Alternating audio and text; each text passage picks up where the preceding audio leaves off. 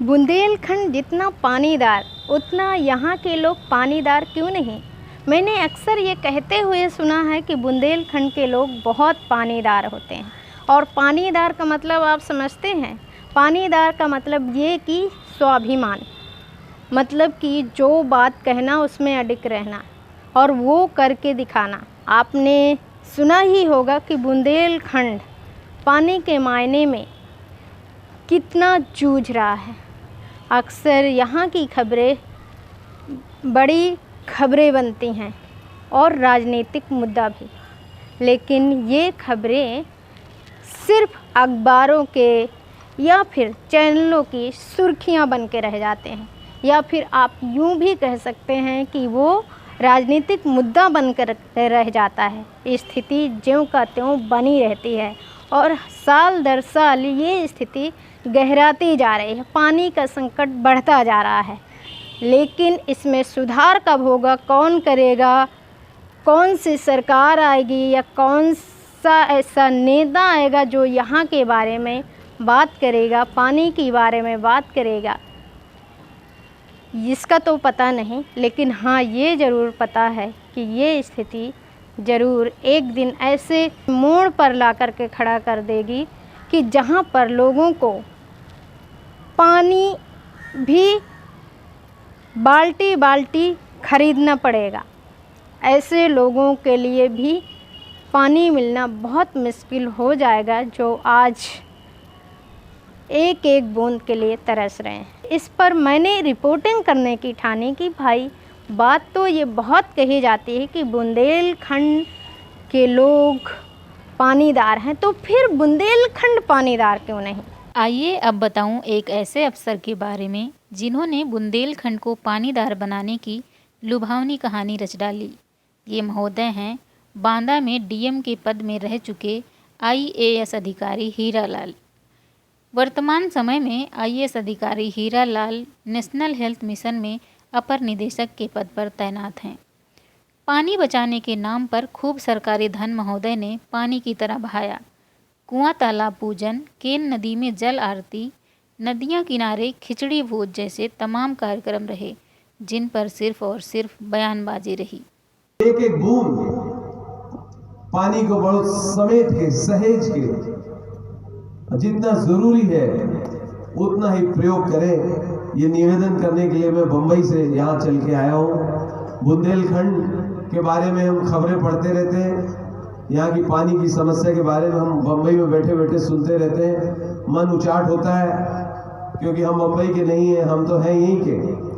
बांदा, चित्रकूट, फतेहपुर, खागा, रायबरेली, प्रतापगढ़, लालगंज, यही हमारे सब घर परिवार के लोग हैं। जी सर, तो जल आरती कार्यक्रम के बारे में बताइए थोड़ा सा। लोग नदी को ये समझते हैं कि इसमें पानी है और बहता है। नदी उनके जीवन में कितने तरह से उनकी सेवा करता है, ये हम लोग भूल गए हैं, या हमें ज्ञान नहीं है, या हमारी उनसे दूरी बन गई है। तो सबसे पहले लोगों को हम लोग नदी के किनारे लाना चाहते हैं, उनको नदी का उनके जीवन में क्या महत्व है ये बताना चाहते हैं। तो इसका माध्यम हम लोगों ने जल आरती शुरू किया। जल आरती का कोई धार्मिक या कोई ये लक्ष्य नहीं है, उसका लक्ष्य यह है कि लोगों के मन में नदी और नदी के पानी के प्रति एक आदर भाव, सम्मान पैदा करना, ये जल आरती का मुख्य उद्देश्य है। साथ ही जब नदी के किनारे जाएंगे, वहाँ जल आरती करेंगे, वहाँ उन्हें नदी से और नदी के जल से ऊर्जा मिलेगी, अच्छा लगेगा, तो ऑटोमेटिक उनका एक जो टूटा हुआ लगाव है वो पुनः बैठ जाएगा। तो हम लोग यही कर रहे हैं। कुल मिला के मकसद ये है जनता को जल और जल को रखने वाले पात्र, कुआं, तालाब, नदी, जंगल से जोड़ना। अभी जो ये दूरी बन गई है इसको कम करना। और सर, जो ये है ना कि नदी में जैसे नाले लगे हुए हैं, भूरागढ़ में ही जहाँ जल आरती होती जस्ट उसी के सामने, और भी एक निम्नित नाला है, और भी एक 3 नाले लगे हुए हैं बांदा शहर में ही। तो सर, वो गंदगी तो उसमें हाँ, देखिए, ये मेरे नॉलेज में है। हमारा एक एसटीपी हुआ करता था जो पूरे शहर की गंदगी एसटीपी में जाता था। एक ओवर ब्रिज बना, रेलवे का, उससे वो टूट गया, जिसकी वजह से पिछले साल से ये गंदा पानी केन में जा रहा है। ये मेरे नॉलेज में है। इसमें हम लोग दोबारा उसे बनाने के लिए बहुत ज़ोर शोर से कार्रवाई कर रहे हैं। रेलवे विभाग से लग करके हमने अनुमति ले ली है और इसका प्रोजेक्ट भेज दिया गया है, वहाँ से स्वीकृत हो गया है, टेंडर हो गया है।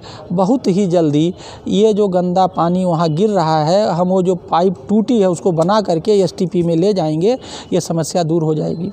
दूसरा, इसमें हम लोगों ने एक काम अभी और शुरू किया है। करीब 60 यमुना, बागे और केन नदी के किनारे 60 गांव में हम लोगों ने जल चौपाल लगाए।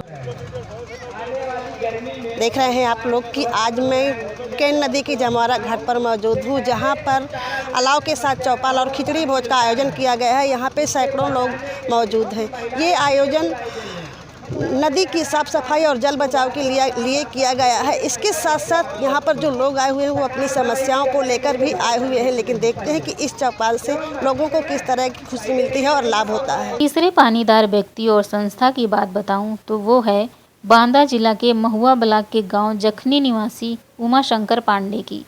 अपने जन्म स्थान को जलग्राम घोषित करवाने में कामयाब रहे। उनका दावा है कि उनका गांव हमेशा पानी से भरपूर रहता है। उन्होंने सर्वोदय नाम की संस्था बनाया और उसी के तहत अपने आसपास के लोगों को जोड़कर जल बचाने का दावा करते हैं। जबकि सच्चाई इस बात की है कि उस क्षेत्र में तमाम नहरों के साथ अतर्रा और खुरहन की बड़ी नहरें इस जल स्रोत को कायम रखने में मुख्य भूमिका निभा रही हैं।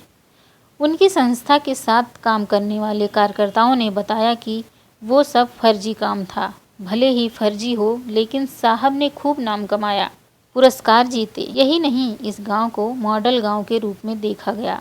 क्या इसको ही कहेंगे पानीदार? हम पानी की खबरें हर साल लगातार कवरेज करते हैं। लगभग 20 साल के रिपोर्टिंग के आधार पर हम कह सकते हैं कि पानी की कमी यूं ही हर रोज की समस्या है। सरकारें आती जाती रहेंगी, लेकिन बुंदेलखंड को पानीदार कभी नहीं बना पाएंगी।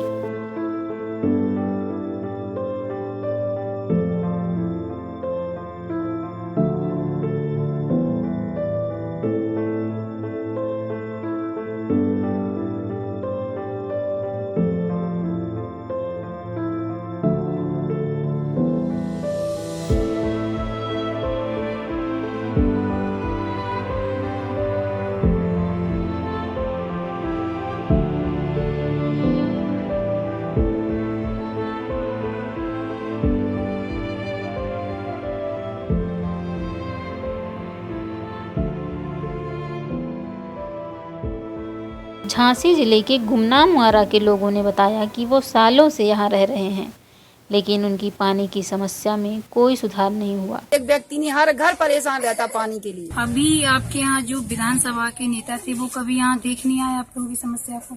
बिल्कुल नहीं आए मैम। अभी आपसे इससे पहले वोट मांगने जरूर आए थे मैम। एक बार देखा हमने उनको वोट मांगते वक्त। क्या क्या बातें करके गए थे? कुछ बातें तो मैम बहुत करते हैं, लेकिन बातें के बाद अनुकूल काम नहीं करते कोई। 15 साल से मैं पानी के लिए रो रही हूँ और कोई भी नेता आता वोट लेके चला जाता और ना कोई सुविधा देता। मैं किसको वोट दूं? किसी को नहीं देना है मुझे वोट। जो कोई भी वोट लेने आएगा सीधे चप्पलों से बात करूंगी। ललितपुर जिले के सतवासा गांव में पानी की विकराल समस्या है। रात भर महिलाएं और लड़कियां पानी भरने के लिए नल खाली होने का इंतजार करती हैं। वोट मांगने आते हैं तो सब लोग लेते हैं, लेकिन पानी नहीं देते हैं। तो पानी की हमारा बहुत ज्यादा परेशानी। एक बार दरखास्त दिया, मैं नहीं दिया।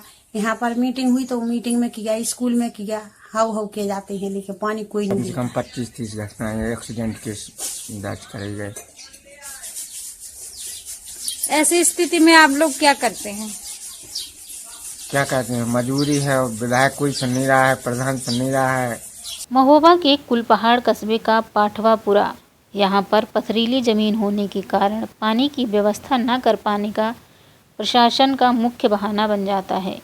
बूंद बूंद पानी के लिए यहाँ के लोग परेशान रहते हैं। टोटी पे जाते तो वहाँ पे नहीं मिलती, भीड़ रहती तो खड़े रहा, 10-10 मिनट तक वेट करत रहा, मिलता वो भी नहीं मिलता तो छूंचे बर्तन लेके घरे आ जाती। समस्या यही है कि पानी की है। तो दूसरा के घर पे जाती रात में 12-1 बजे, मिलती नहीं है पानी। जब आप 1 बजे रात में जाती हैं तो आपको क्या महसूस होता है? यही महसूस होता कि मतलब नींद खराब हो। यहाँ से कम नहीं होगा, 1 किलो आधा किलोमीटर दूर होगा।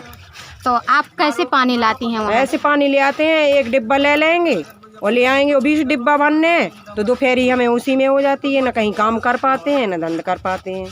आज हम आपको दिखा रहे हैं चित्रकूट जिले के मानिकपुर ब्लॉक के 62 ग्राम पंचायतों में से एक रामपुर गांव की पानी की समस्या, जहां दैनिक जीवन की पानी से जुड़ी सभी जरूरतों को पूरा करने के लिए सिर्फ एक तालाब है, जिसका जल स्तर के निशान से काफी नीचे है।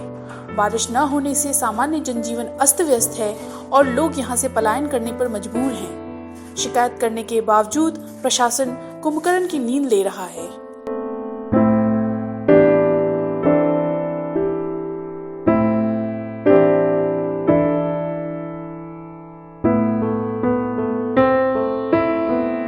बांदा जिले के गांव और शहरों में भी पानी की समस्या बहुत पुरानी हो चली है।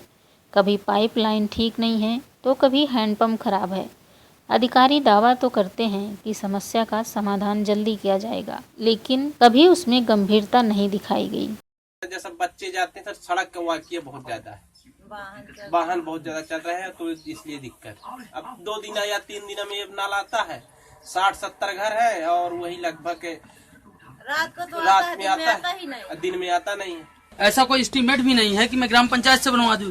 यस, बड़े अधिकारी कह दे तो मेरे पास बजट होगा तो मैं बनवा दूंगा, उसको भी आप लिख के दीजिए। भाई गलत कह रहा हूँ बताइए।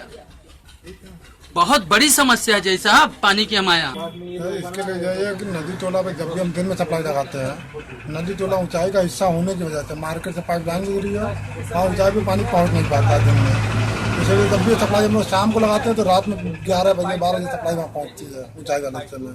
ये समस्या बन रही है, रात की सप्लाई देनी पड़ी वहाँ पे, दिन में का कोई समाधान नहीं हो पा रहा है। क्या समस्या ऐसे ही बनी रहेगी?